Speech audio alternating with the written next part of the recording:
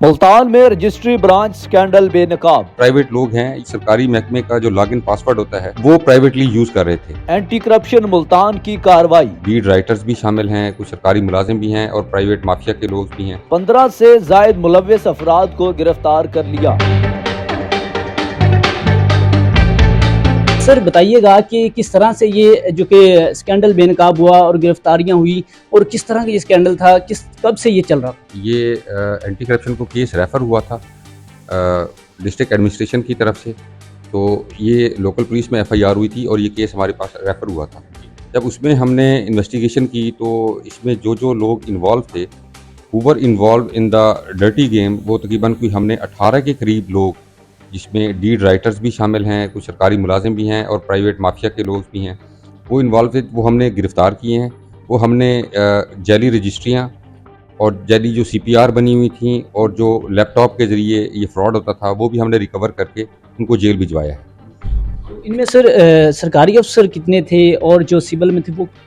जी, ये मोस्टली जो है ये प्राइवेट माफिया के लोग थे जो ये इस गेम में इन्वॉल्व थे, लेकिन इनको थोड़ी सी आशीर्वाद भी सरकारी मुलाजमान की हासिल थी, तो उस पे हम प्रॉपर्ली वर्कआउट कर रहे हैं। हमने 3-4 सरकारी मुलाजिम भी पकड़े हैं और बाकी जो इन्वेस्टिगेशन जारी है, जो जो भी इसमें सरकारी मुलाजिम इन्वॉल्व हुआ और जो प्राइवेट इन्वॉल्व हुआ, इंशाल्लाह ताला कानून के मुताबिक हम इस पे भरपूर कार्रवाई कर रहे हैं। सर ये कब से जो है वो ये इनका स्कैंडल जो ये सिलसिला चल रहा था और रजिस्ट्री ब्रांच में ये पता कैसे चला? जी, ये सिलसिला कुछ अरसे से चल रहा था और ये पता लगा था जो इनके प्राइवेट लोग हैं, ये सरकारी महकमे का जो लॉगिन पासवर्ड होता है, तो वो प्राइवेटली यूज़ कर रहे थे। इस बारे में जो ही एडमिनिस्ट्रेशन को पता लगा तो उन्होंने जो है इस पे फौरी तौर पे कार्रवाई की। हमने इसको प्रॉपर इन्वेस्टिगेट किया और इसमें जितने भी गुनहगार लोग थे, 18 के करीब जो है, जो मेन एक्यूज़ थे, वो हमने गिरफ़्तार करके चालान किए हैं।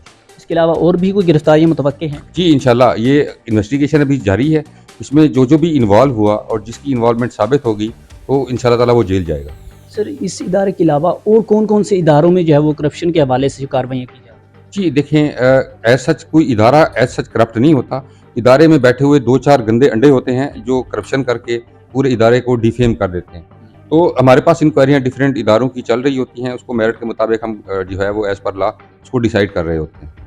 सर इसमें ये जो स्कैंडल है इसमें कितने जो है वो मालियत का ये गवर्नमेंट को भी नुकसान किया जा रहा है? जी, इसमें रिपोर्टेडली जो है वो करोड़ों का लॉस और जो है वो जो है एलिगेशन है उस पे। तो इसको एज़ पर लॉ हम देख रहे हैं, इन्वेस्टिगेशन कर रहे हैं।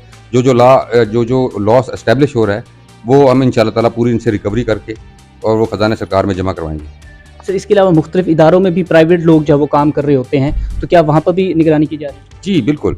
देखें, जो गवर्नमेंट एक्सचेकर को लॉस में इन्वॉल्व हुआ कोई भी बंदा, इर्रिस्पेक्टिव ऑफ दैट वो गवर्नमेंट का मुलाजिम है या प्राइवेट है या इन कनेमेंस विद द गवर्नमेंट ऑफिसर, वो ये कर रहा है करप्शन, तो इंशाल्लाह ताला he will face the music. Recently sir police के एक ऑफिसर भी जो है वो गिरफ्तार हुए हैं, उस हवाले से बताइएगा सर कि वो कैसे पता चला कि वो रिश्वत कब से ले रहे थे और किस तरह से गिरफ्तार हुए? नहीं, ये रिश्वत कब से ले रहे का तो नहीं होता। ये जो हमारे पास आते हैं, एप्लीकेंट आते हैं और जो हम ट्रैप रेड करते हैं, तो ट्रैप रेड में इर्रिस्पेक्टिव ऑफ दैट कि वो किस रैंक का है, किस ओहदे का है, तो हम उस पे ट्रैप रेड करते हैं। ट्रैप रेड में जो है ये गिरफ़्तार हुए पुलिस मुलाज़मान, जो पुलिस अफ़सरान थे, तो उनको हमने गिरफ़्तार करके उनसे मजिस्ट्रेट साहब की मौजूदगी में पैसे रिकवर किए और उनको जेल भिजवाया।